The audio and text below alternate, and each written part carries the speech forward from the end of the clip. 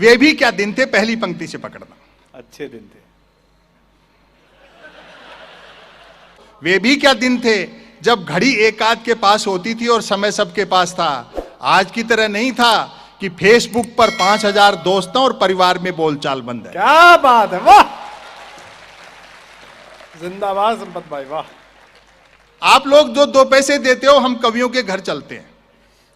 इसका मतलब यह नहीं कि कवि सम्मेलन हमारे लिए धंधा है, एक मिशन है। इस अंधेरे वक्त में यही एक ऐसा दिया है जो थोड़ा टिमटिमा रहा है। कुमार विश्वास 25-27 साल से कवि सम्मेलन में है, करीब 35 साल मुझे हो गए, ये लोग भी 15-20 साल से हैं।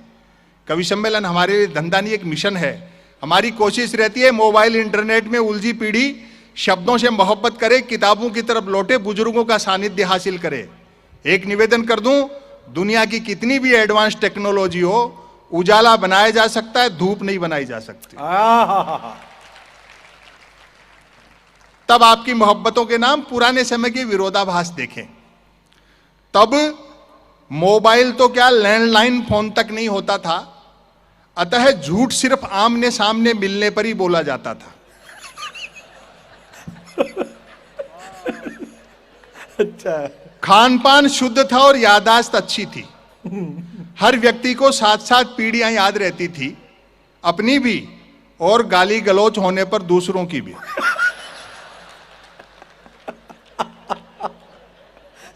हमारी प्राथमिक शिक्षा तो ऐसी थी जिसमें शिक्षा प्राथमिक नहीं थी। हमारा 50 बच्चों, 3 अध्यापकों, 2 पेड़ों और 1 कमरे का स्कूल हुआ करता था। आज तो इतने के बल पर लोग यूनिवर्सिटी चला रहे हैं। पढ़ाई लिखाई को लेकर कतई तनाव नहीं रहता था, क्योंकि हम विद्यार्थियों और अध्यापकों के बीच एक समझौता था कि सप्ताह में 3 दिन वे स्कूल नहीं आएंगे और 3 दिन हम। बोलचाल में राजस्थानी का इस्तेमाल होता था, जैसे आप मराठी बोलते हैं और अपनी अवधी, भोजपुरी, जो भी लोक भाषा, मातृभाषा, बोलचाल में राजस्थानी का इस्तेमाल होता था। हिंदी सिर्फ शहरों तक सीमित थी और अगली पंक्तियों पर अपनी तालियां रोक सको तो रोक कर बताना मुझे। हिंदी सिर्फ शहरों तक सीमित थी और अंग्रेजी तो पीने के बाद ही बोली जाती थी। जिंदाबाद।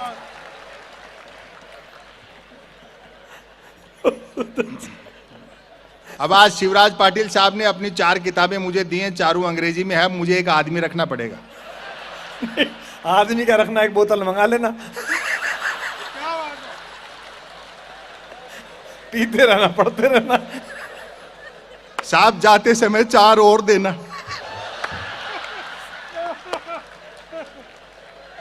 ओह गॉड, कमाल हो गया आज तो। हमारे पिताजी जिंदा होते तो 1 घंटे में पट डालते।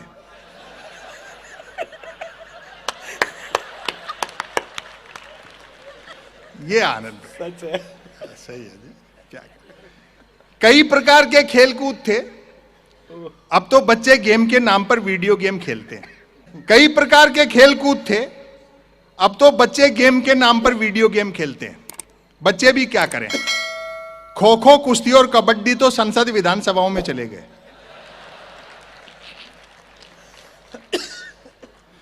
बाकी खेलों को क्रिकेट ने बाउंड्री लाइन से बाहर कर रखा है। जो चैनल खोलो क्रिकेट। एक दिन तो टाइम पास के लिए मैं भी देख रहा था, तो कमेंटेटर ने बड़ी ऊंची फेंकी, जब से धवन और कोहली ने मूछें रखी हैं तब से धुआंधार परफॉर्म कर रहे हैं।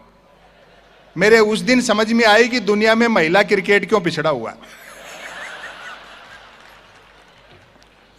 बाकी खेलों को क्रिकेट ने बाउंड्री लाइन से बाहर कर रखा। कमाल है भैया। पुराना समय याद करो। अद्भुत है। हालांकि क्रिकेट तब भी खेला जाता था, बैट का मालिक बैटिंग करता था और बॉल का मालिक बॉलिंग। फील्डर भी यही 2 होते थे। बैट टच न होने पर फेंकी हुई गेंद फेंकने वाले को लानी पड़ती थी। एक ओवर कुल कितनी गेंदों का होगा, यह गेंद का मालिक तय करता था।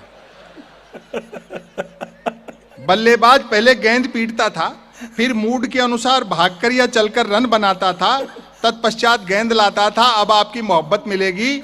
ऐसा भी होता रहता था कि बल्लेबाज की दिन भर गेंद लाने की इच्छा नहीं रहती थी और वह दिन भर रन ही बनाता रहता था। हम आवारा पूंजीवाद के दौर में जी रहे हैं। क्या बात है, क्या शब्द, जिसमें बेकाबू टेक्नोलॉजी और मिल गई। पहले का समय याद करो, 2 जोड़ी कपड़े होते थे, वो भी बड़े भाई का, चाचा का, पिताजी का, किसी का फटा पुराना फिट करवा लिया और एक धो के सुखा दिया, दूसरा पहन लिया। प्रेस भी तकिए की नीचे दबा के होती थी। आज वार्डरोब अलमारी कपड़ों से भरी रहती है और आदमी आधे घंटे तक तय नहीं कर पाता किस पैंट के साथ कौन सा शर्ट मैच करेगा। क्या बात, सही बात। ये जो जीवन में कृत्रिमता आई है, लोग भूखे उठते तो थे किंतु भूखे सोते नहीं थे। अरे वाह, महंगाई बिल्कुल नहीं थी, ईमान के अलावा सब कुछ सस्ता था। वाह वाह। और सस्ताई का अंदाजा आप इसी से लगा लें कि फिल्मों में हीरोइनों को पैसा कम मिलता था तो भी कपड़े पूरे पहनती थी। बड़ी मोहब्बत दी, बहुत आनंद आया। वाह वाह वाह। उन दिनों रामलीलाएं मनोरंजन का प्रमुख साधन हुआ करती थी, जिनमें महिला पात्रों का रोल भी पुरुष ही किया करते थे। रामलीला वालों का गले मिलने और गले पड़ने का समय अलग अलग होता था।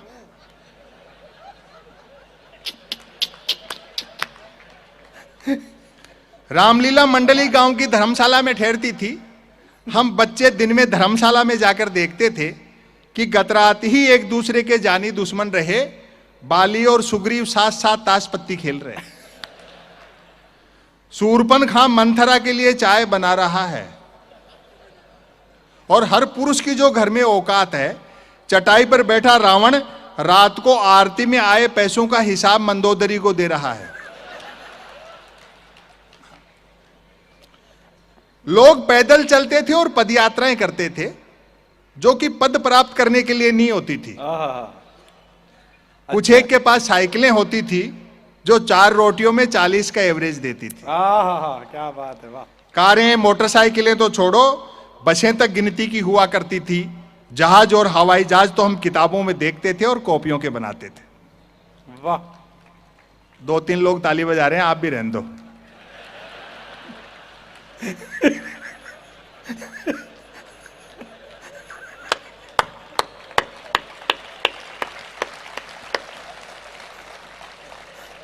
नहीं, ऐसे लगता है ना जैसे पूरी भीड़ का लोड 2-3 लोगों पे आ गया हो। कमाल कर दिया भाई। याद आती है वे मीटर गेज की कोयले के इंजन वाली गाड़ियां। वाह। तय करना कठिन था कि ट्रेन और यात्रियों में कौन किसको ढो रहा है। उनकी स्पीड का तो यह हाल था कि घंटे आध घंटे का सफर होता था तो भी लोग 3 वक्त का खाना बांध कर चलते थे। ट्रेन में चढ़ने में जितना पसीना आता था, उतरने में उससे अधिक आता था। यात्री काठ की सीटों पर काठ के उल्लू बने बैठे रहते थे। डिब्बे में डफली वालों का गाना बजाना चलता रहता था। आपने भी तुकाराम के अभंग सुने होंगे ट्रेनों में। डिब्बे में डफली वालों का गाना बजाना चलता रहता था। भारतीय मनुष्य का मनोविज्ञान देखना, और अच्छा लगे तो तालियों से बताना। खड़े यात्री भजन पसंद करते थे और जिन्हें सीट मिल जाती थी वे गजल।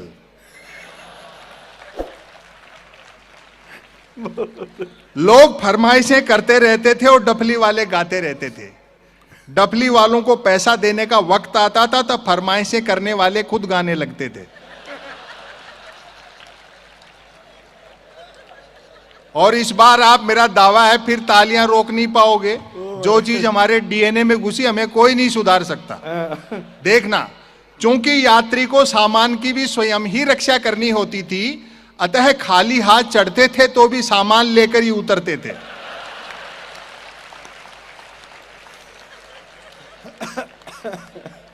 चिट्ठी पत्री का दौर था। समापन की ओर बढ़ता हूं। चिट्ठी पत्री का दौर था। एसएमएस ईमेल वाले क्या जाने पत्र लेखन का स्वाद। और हमारे एक बड़े शायर हैं आदरणीय उदय प्रताप सिंह जी, समाजवादी पार्टी के सांसद भी रहे, आपको तो मिले होंगे पार्लियामेंट में। उनका एक शेर है कि मोबाइलों के दौर के आशिक को क्या पता, रखते थे कैसे खत में कलेजा निकालकर। एसएमएस ईमेल वाले क्या जाने पत्र लेखन का स्वाद। पत्रों में व्याकरण अशुद्ध होते हुए भी आचरण शुद्ध होता था। मैंने तो स्वयं कई बार अपने पिताजी को चरण स्पर्श की जगह आशीर्वाद लिखा है।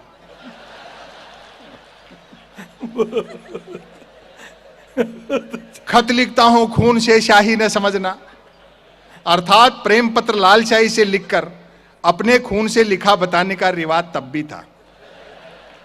परिणाम भी वैसा ही निकलता था। जिन्होंने वैसे प्रेम पत्र लिख लिख कर कबूतर उड़ाए थे, आज बेचारे शादीशुदा और तोते उड़े हुए।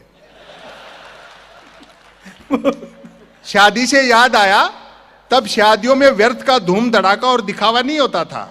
बस 2-4 बाराती बैंड पर बजती बीन की धुन पर नागिन डांस कर लेते थे, क्योंकि तब बीन बनाने के लिए रुमाल ही 2-4 बारातियों के पास होते थे। वह टीवी नहीं रेडियो का युग था। एक बात माननी पड़ेगी, मोदी जी के मन की बात से रेडियो के अच्छे दिन आए। जो सच है वो सच कहना पड़ेगा। सही बात। हाँ, पहले बार जब मोदी जी ने रेडियो पे मन की बात की तो राष्ट्रपति ओबामा ने अमेरिका से बधाई दी कि मोदी जी आज तो आपको रेडियो पे देखा। वह टीवी नहीं रेडियो का युग था। व्यक्ति बंदूक भले ही बिना लाइसेंस के रख सकता था, किंतु रेडियो के लिए लाइसेंस अनिवार्य था। हाँ। आज की पीढ़ी भरोसा करेगी, कभी रेडियो भी लाइसेंस से रखना पड़ता था, जिसे पोस्ट ऑफिस में रिन्यू कराते थे। याद आते हैं अमीन सयानी का बिना का गीतमाला, वाह। जसदेव सिंह की हिंदी कमेंट्री, कृष्ण कुमार भार्गव, देवकी नंदन पांडे और रामानंद प्रसाद सिंह के समाचार। और अब आपकी तालियां उठेंगी, गर्दन झुकाकर बीबीसी तो ऐसे सुनते थे जैसे आज बीबीसी सुनते हैं। समापन पर तालियां जोरदार बजा देना, वरना इसको फिर शुरू कर सकता हूं मैं। कमाल कर दिया। सच है, और ये अपने बच्चों को सुनाना। सच है, गन्ने का रस सूख जाए तो वह लाठी रह जाता है।